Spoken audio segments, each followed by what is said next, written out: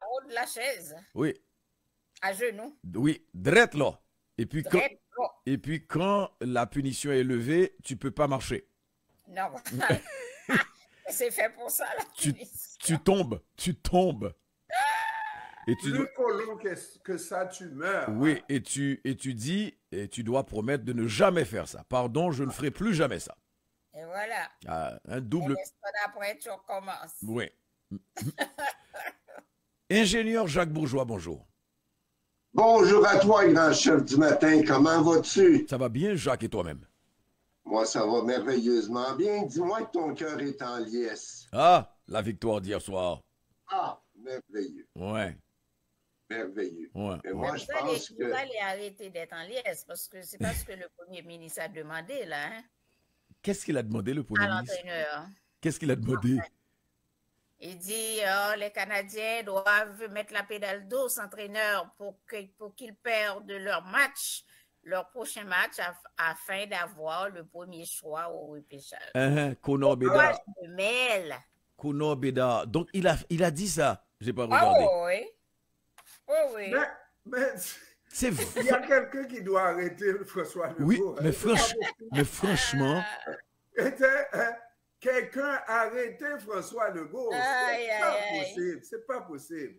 François Legault voudrait que le Canadien gère Conor Bédard. son équipe, son club, comme lui gère le gouvernement, Voilà. en se fiant sur le hasard. Oui, oui. Et c'est bien dit, Jacques. Tu Et sais, voilà. parce que des fois, on a l'impression qu'il navigue juste à vue. Absolument. Absolument. Mais il va falloir que quelqu'un lui dise Mhm. politique et sport ne doivent pas se confondre.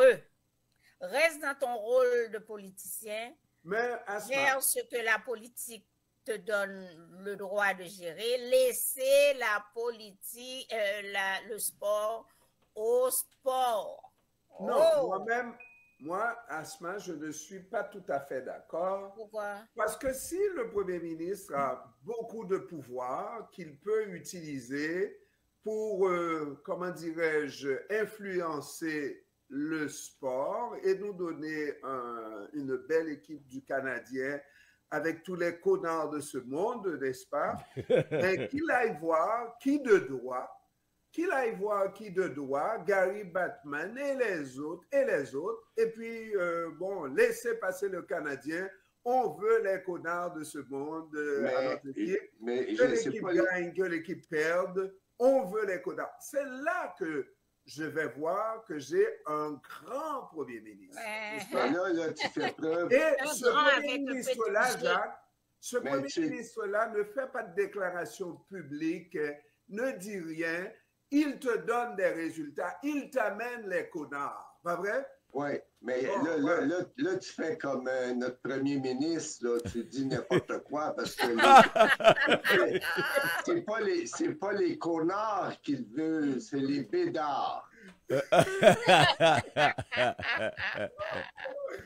Oh Oui, là là! oui, mais comprends, ça n'a pas mais comprends, Jacques. Le prénom de Conor Bédard, c'est Conor Bédard. OK? Ah ouais. Donc, C'est il n'a pas. Connard Bédard. Donc, il n'a pas tort s'il dit connard, bédard, et tous ces connards, y compris au deuxième étage du Canadien de Montréal, tous les connards réunis pour Incroyable. nous ramener la coupe. Ben, C'est même pas la cour.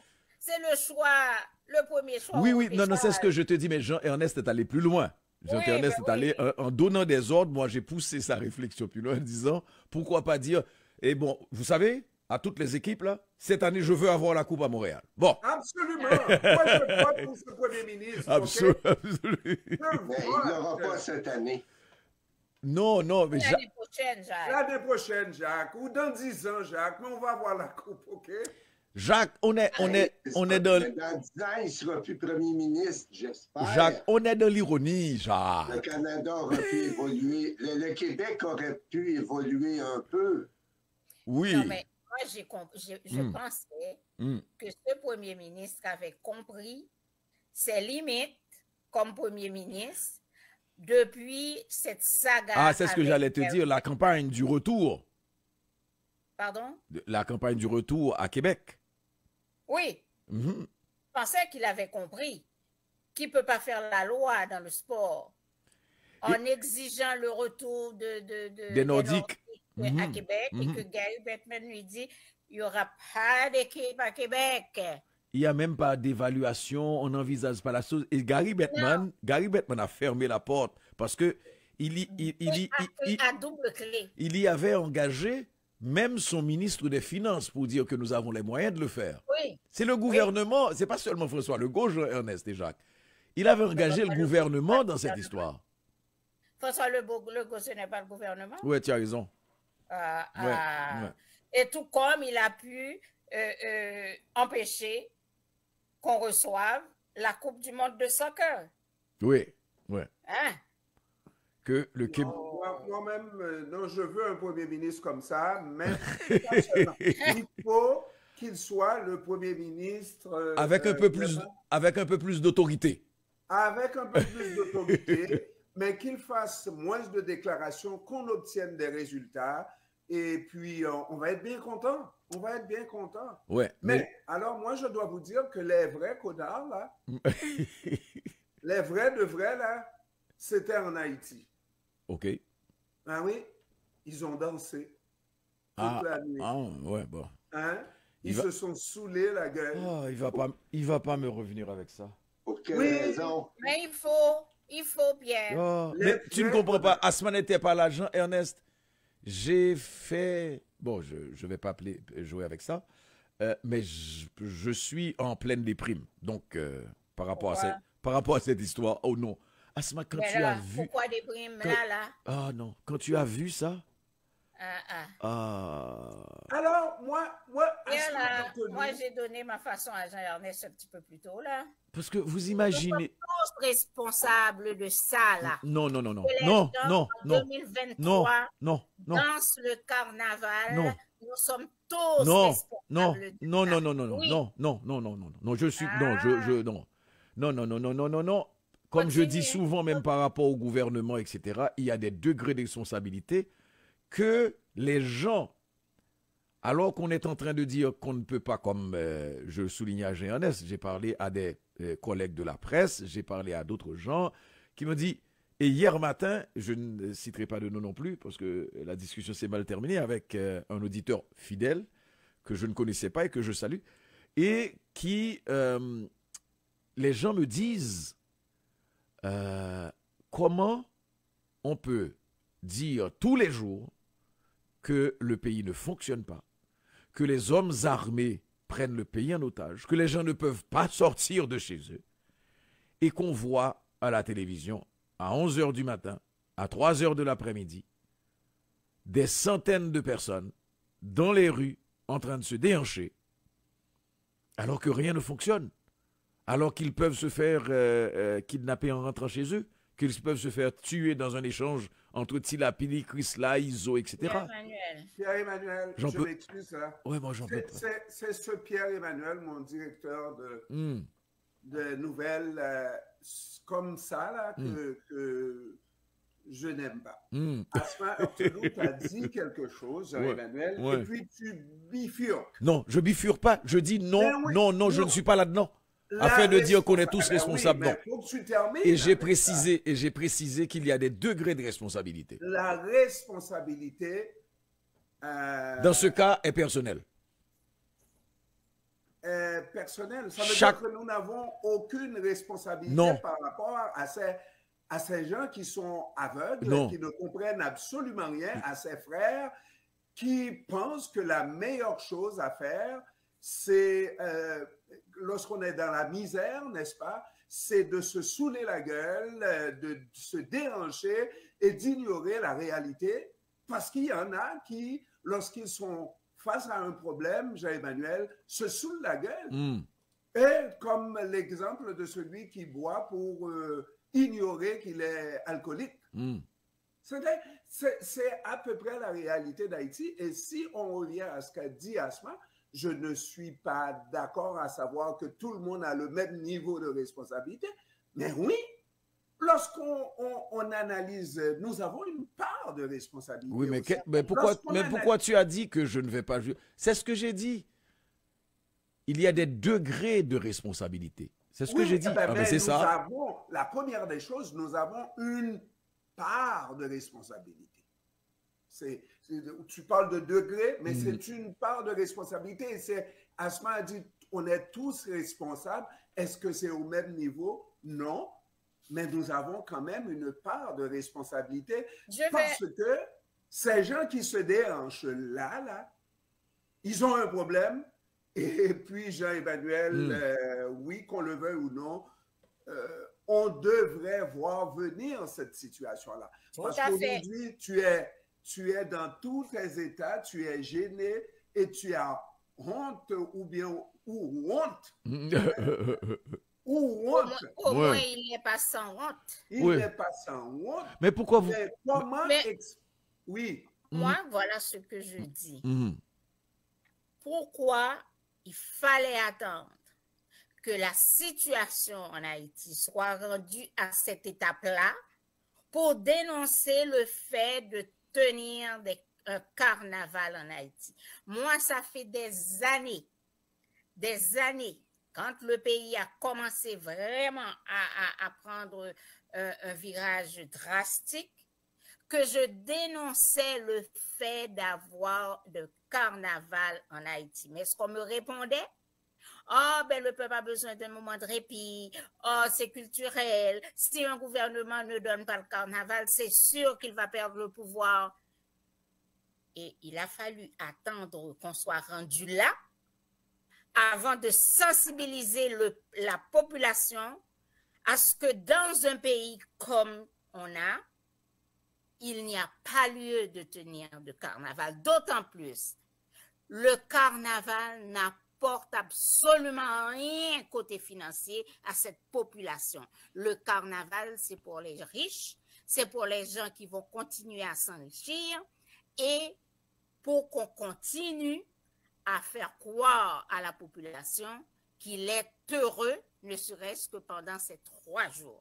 Pas qu'il Moi, ça m'horripile de voir que c'est maintenant. Il y a une dame qui a fait une sortie. Je pense que je te l'ai envoyé. Sur CPAM, oui. Non, pas sur CPAM, non, je l'ai reçu par WhatsApp. Oui, c'est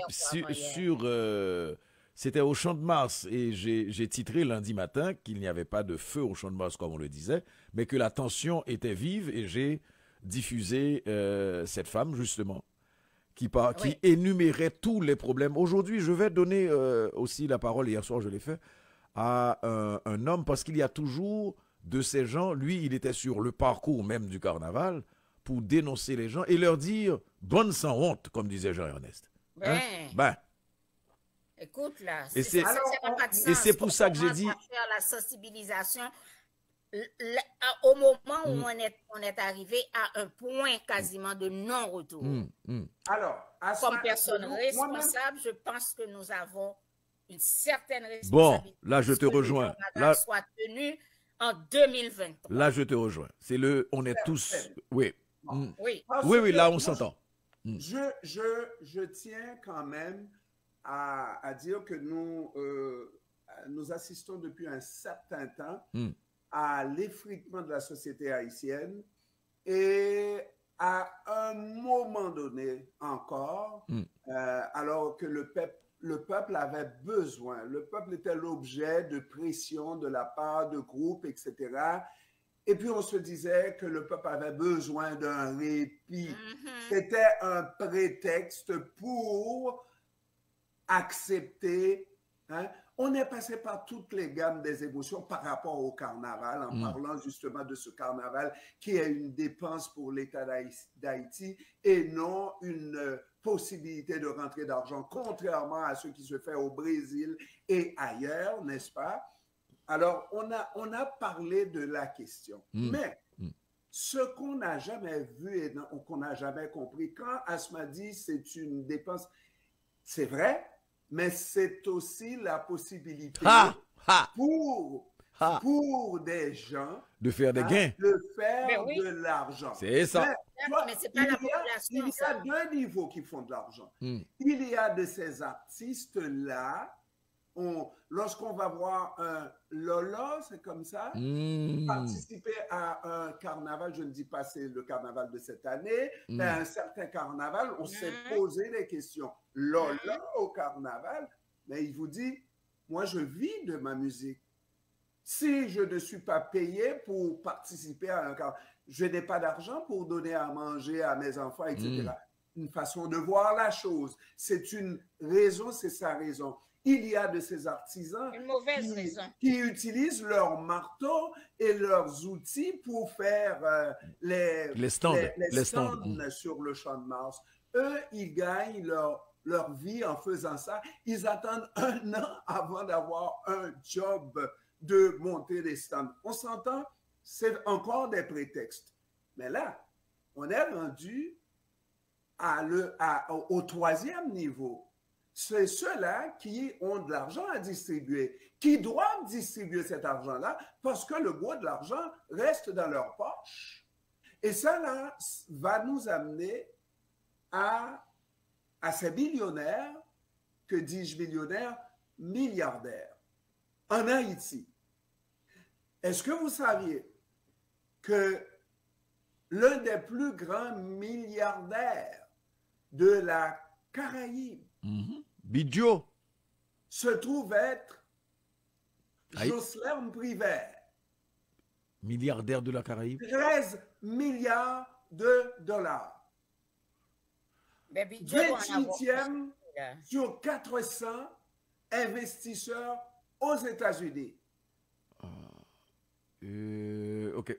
Sur 400, les 400 plus grands investisseurs aux États-Unis, Jocelyn Privert, avec une chaîne d'hôtels.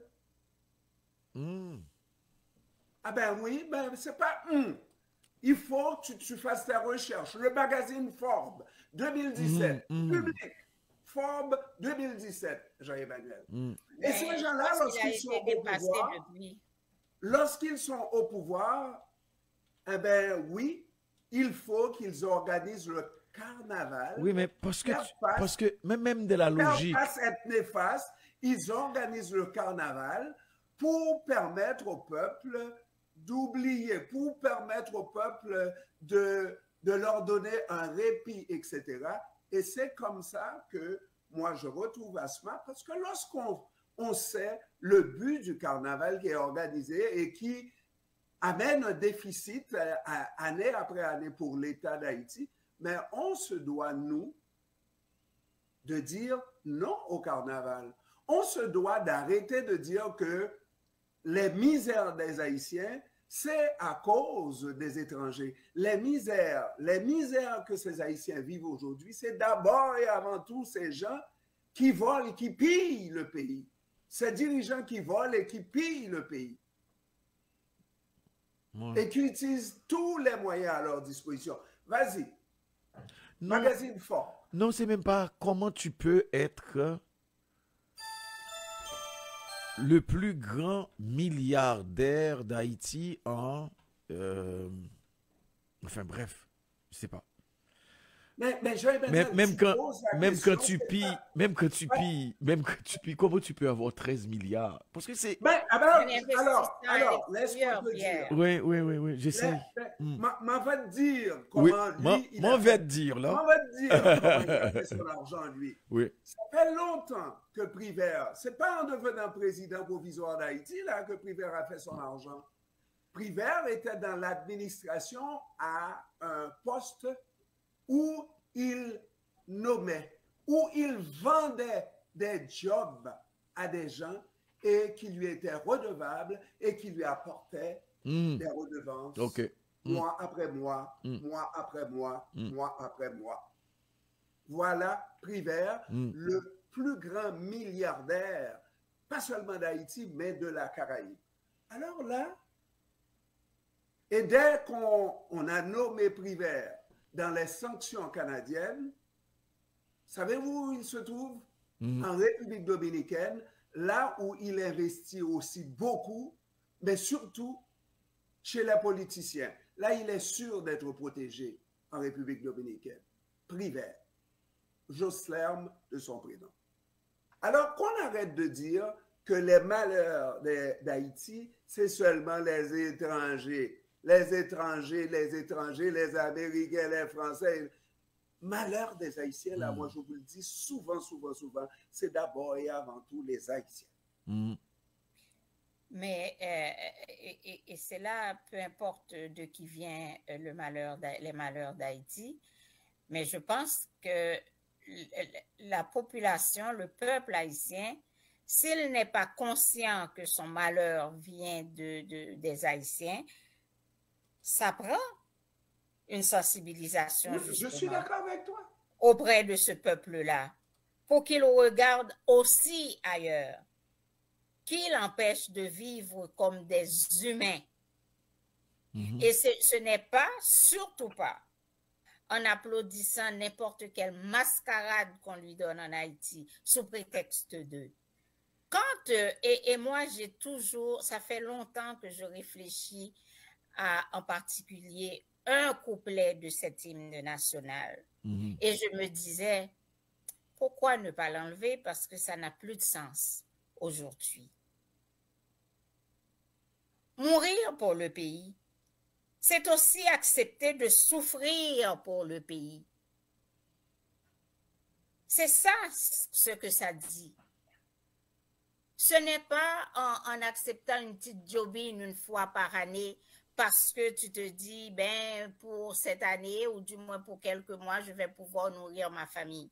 C'est aussi souffrir pour le pays en posant des gestes forts. Le peuple qui aime danser, qui aime boire, qui aime fêter, faut qu'on lui dise, ben non, souffrez, ne serait-ce que ces 3 jours-là, c'est juste 3 jours sur 365, parce que le reste, vous allez être empêchés d'eux. Souffrez, ne participez pas à ce carnaval. Ça ne vous amène absolument rien. On peut dire, mais il va toujours y en avoir pour participer.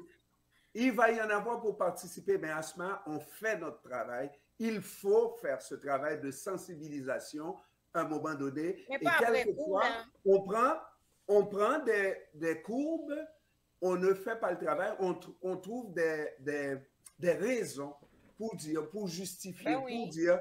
Et puis surtout des raisons, moi, ce que je dis toujours là, c'est nous déresponsabiliser en disant que la misère d'Haïti, c'est d'abord et avant tout les étrangers, les Américains, les Français, les Allemands, les Chinois, mais jamais les Haïtiens. Or, d'abord et avant tout, c'est la responsabilité des Haïtiens. Alors, la prestigieuse chaîne d'hôtels de Privert, c'est ACCOR. Accord. ACCOR. Privert.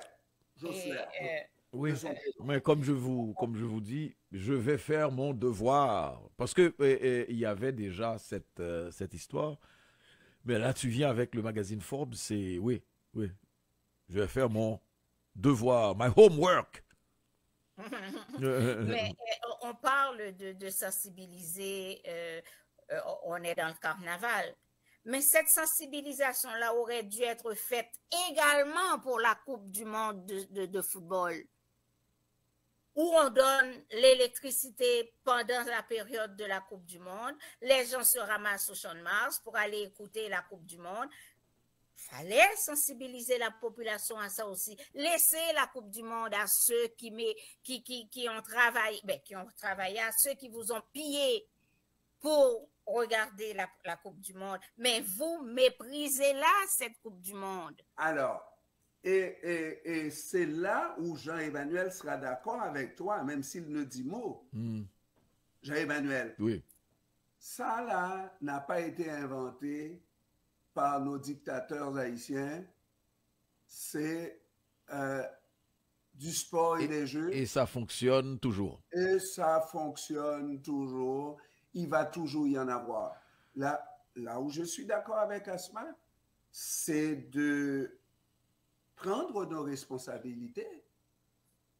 Mais il en restera Parce que, toujours des non, mais incrédules et des gens qui ouais. vont vouloir se déhancher, qui Non, vont mais, vouloir aller participer. non, mais c'est pour, non, mais c'est regardez, pour ça, par pour la exemple, Coupe que, du c'est Monde. pour ça, par exemple, que je vous laisse aller.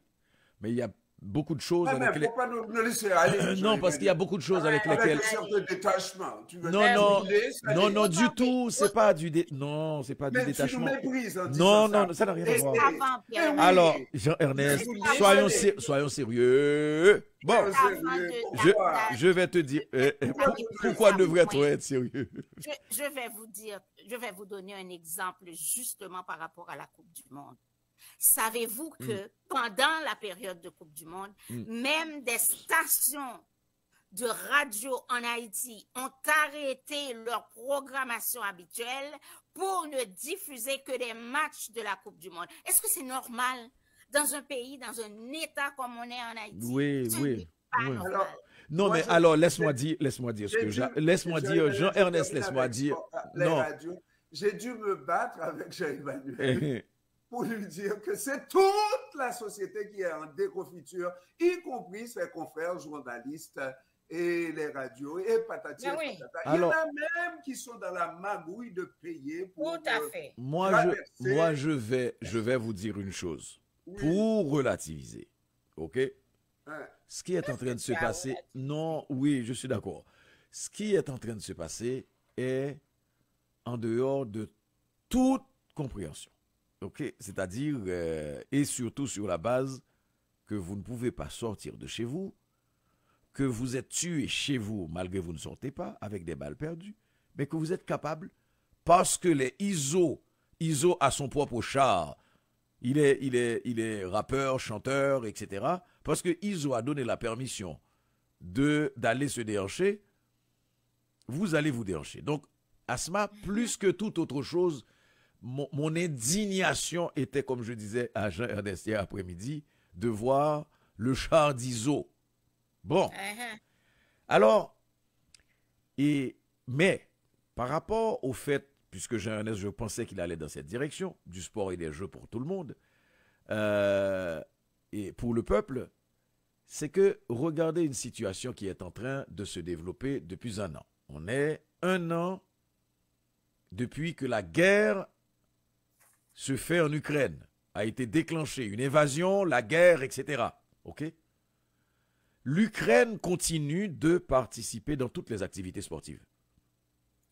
Mais ça, c'est Y l'affaire de- compris, non, ce que je dis, qu'il y a toujours quelque part des attentes, des dirigeants qui vont prendre des décisions, parce que ça aussi c'est au niveau des dirigeants qui vont prendre des décisions pour, en fonction de leurs intérêts politiques, de leurs perspectives aussi.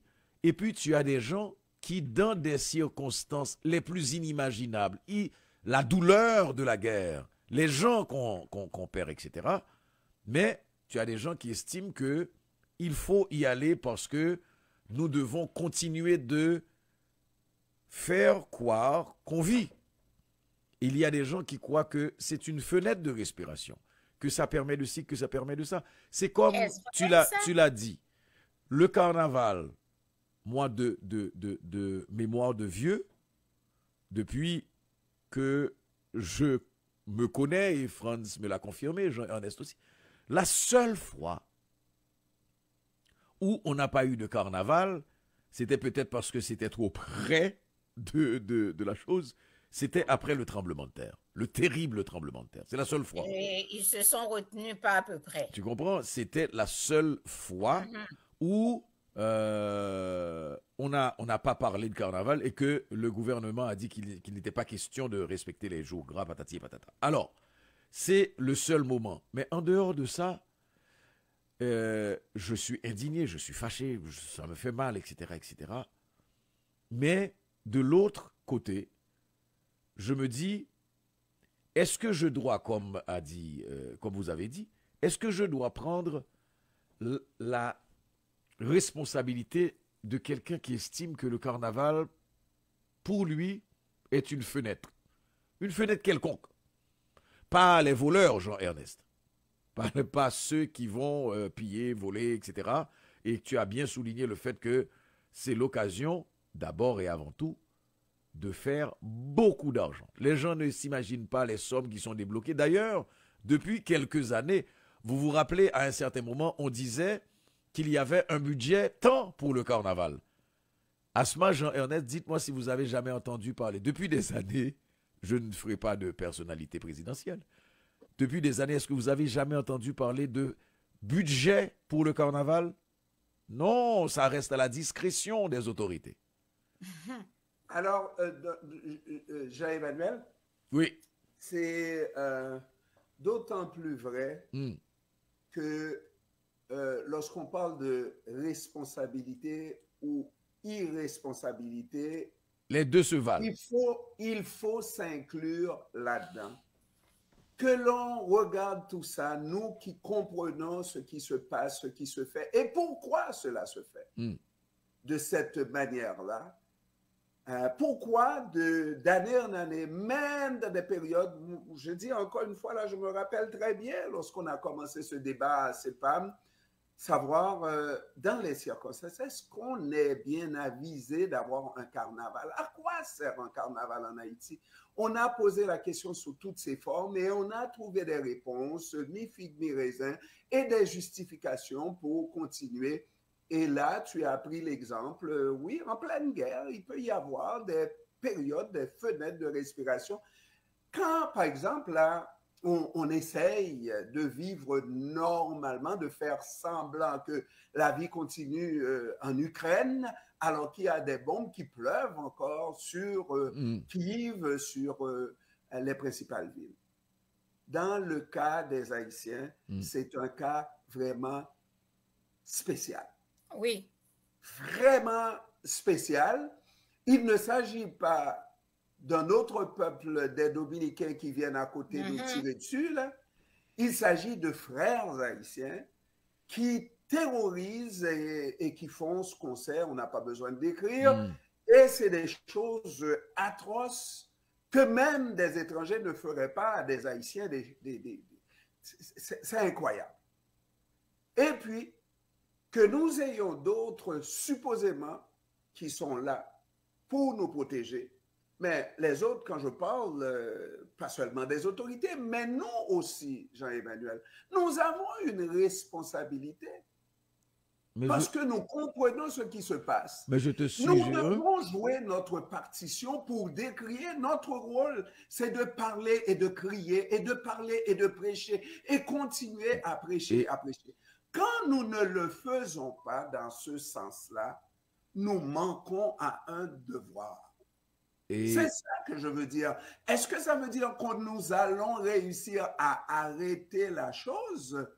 Pas vrai. On a dit, il va toujours y en avoir de ces sceptiques et des gens qui sont fous et tout ça et tout ça.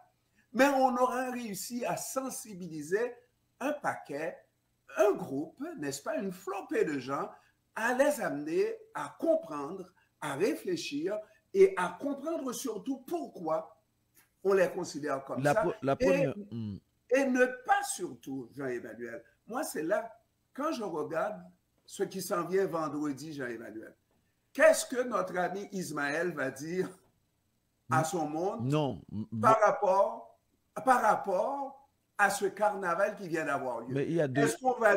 Est-ce qu'on va dire que c'est les Américains qui ont... Non, mais attends, on est sérieux, donc ne prédisons pas ce qu'il va dire. Il dira ce qu'il dira. Mais moi, je ne prédis pas. Emmanuel ne me fait pas ça. Je pose une question.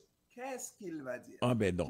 Bon, maintenant, on revient à la question de la responsabilité. Quand je dis une certaine responsabilité, et on s'était mis d'accord là-dessus, non, c'est pas que nous n'avons ou que nous n'avions pas fait notre travail et que nous ne continuons pas de faire notre travail. Et puis la deuxième chose, arrêtons aussi d'être, comme je le dis souvent, quand tu dis, ben, il n'y a pas d'Haïtiens, il n'y a pas ci, il n'y a pas ça, la qualité d'homme, etc. Il y a des gens qui font ce travail aussi sur le terrain. Le travail, c'est peut-être un exercice de prêcher dans le désert. Nous ne sommes pas en train de dire, et c'est le péché que je refuse de commettre, que nous donnons le ton par rapport à ce qu'il y a des gens qui, en Haïti, font ce travail, dénoncent, ne comprennent pas non plus, haranguent cette dame que nous avons diffusée avant-hier, lundi matin, et cet homme aussi que nous avons diffusé hier soir et que vous allez entendre au journal de 8h, de 7h et de 8h, 7h10, 8h10, ce sont des gens qui sont représentatifs d'une bonne partie de la population. On n'a quand même pas eu le carnaval. Ce que nous avons, c'est un semblant, c'est un défilé. Je dirais même c'est une ambiance rara plutôt que de carnaval. OK? Pierre-Emmanuel. Parce qu'il y a des gens qui se disent c'est encore là? inacceptable. On n'est pas en train de faire la leçon aux gens. Moi, je me contente d'exprimer mon indignation et de dire ce qui est inacceptable par rapport à ce pays. Je ne veux pas faire la leçon parce qu'il y a beaucoup de gens, ce serait de dire que le pays est insouciant et que tous ces 12 millions d'Haïtiens, alors que ce ne sont pas 12 millions d'Haïtiens qui étaient dans les rues. On fait la leçon à qui? À ceux qui ne comprennent pas. Et Voilà. il y a une flopée qui ne comprennent pas. Ça, c'est là, il faut faire la leçon à ceux qui ne comprennent pas. Et puis, tu prends l'exemple d'un monsieur anonyme, d'une madame anonyme qui fait le travail. Oui, ils ont une incidence dans leur milieu. Mais les gens qui devraient faire ce travail-là, c'est des gens comme toi et moi et des gens qui sont connus et reconnus, qui devraient sensibiliser. Est-ce qu'on les voit faire ce travail-là? Pas à ma connaissance, non, Asma? Non, non. Et puis, faire la sensibilisation, Pierre-Emmanuel, ce n'est pas faire la leçon. Ce n'est pas faire la leçon, c'est attirer l'attention, conscientiser les gens pour qu'ils comprennent qu'il y a des gestes qu'on ne pose pas, qu'on n'accepte pas, parce que justement. Mais moi, quand je vous parle comme ça, là, je ne prétends pas faire la leçon à personne. Je dis, ben voilà, des gens pas en pouvoir certainement, parce qu'on dit la presse c'est le 4e pouvoir. Des gens qui sont placés pour sensibiliser cette population à ce qu'elle doit accepter, ce qu'elle ne doit pas accepter, à quelle mascarade qu'elle doit participer, dans quelles circonstances, qui ne le font pas, au contraire, qui marchent là-dedans. Moi, c'est ça qui me fâche. Et puis qu'aujourd'hui... Savez-vous quoi? Aujourd'hui, 3 jours après, le mercredi décembre, puis c'est là qu'on va entendre les stations de radio en Haïti ouvrir leur micro pour dénoncer ce qui vient de se passer. Asma Heurtelou, par rapport à la leçon, je crois, très sincèrement, que quelquefois, lorsque vous êtes dans la grosse M, OK?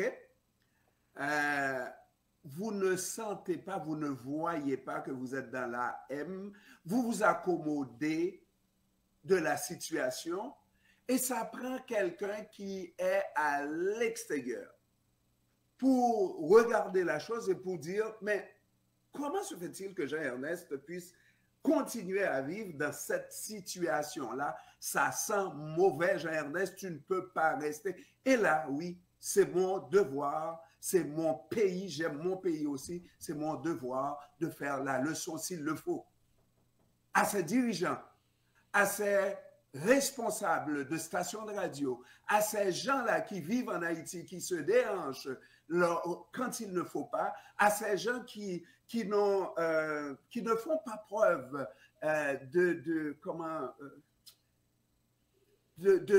qui se comportent comme des sans honte, comme on a dit. Pas vrai? Il faut que je le dise, parce que si je ne le dis pas, eh bien c'est là où je n'engage pas ma responsabilité de citoyen haïtien, parce que je suis sorti d'Haïti, mais Jean-Emmanuel l'a toujours dit, Haïti n'est pas sorti en moi, je suis un Haïtien authentique. Bon, il y a un point sur lequel on est d'accord, sur le fait que il y a des degrés de responsabilité. Nous avons cette chance d'avoir un micro pour dire, aller vers les gens, rentrer dans les foyers les plus inimaginables, dans les recoins les plus inimaginables avec les nouvelles technologies. Et on s'entend sur le fait que le travail que nous faisons, d'ailleurs, même quand on est, comme tu l'as souligné, même quand on n'est pas en Haïti, qu'on est au Québec, etc., mais il y a cette responsabilité d'éducation d'abord et avant tout, même par rapport à la communauté en tant que telle. Ce sur quoi on n'est pas d'accord, et tu l'as redit, moi je pense qu'il faut pas croire qu'on est seul au point de devoir faire la leçon. Moi je continue de faire mon travail, ma campagne, et avec le nécessaire désir de participer, tu vois. Ce que je crains, ce qui arrive souvent, c'est qu'en en se positionnant comme donneur de leçons, tu finis par ne plus avoir les faits. Tu as la bonne conscience d'avoir dit, et comme dirait Marx, j'ai dit en disant, j'ai sauvé mon âme, mais l'effet sur les gens n'est pas nécessairement efficace. Quand on se positionne en donneur de leçons, tu horripiles plus qu'autre chose. Oh. Mais est-ce que ce qu'on fait là, c'est de la leçon qu'on donne? Non, je dis que Asma, est-ce que deux choses, et tu l'as dit déjà, faire la sensibilisation, et je suis d'accord, deux choses, tu as retiré aussi le fait que j'ai dit, je ne veux pas me positionner en donneur de leçons. C'est pas qu'on se positionne, qu'on soit. Bon, Jean-Ernest entre-temps a dit, je veux être le donneur de leçons, mais je veux dire... tu vois, pendant que tu dis ça, là, à un moment donné, je pense même à l'autre extrême, parce que si ça ne rentre pas, là, il faudra peut-être utiliser le coco macaque. À un moment donné, là, faut amener les gens à comprendre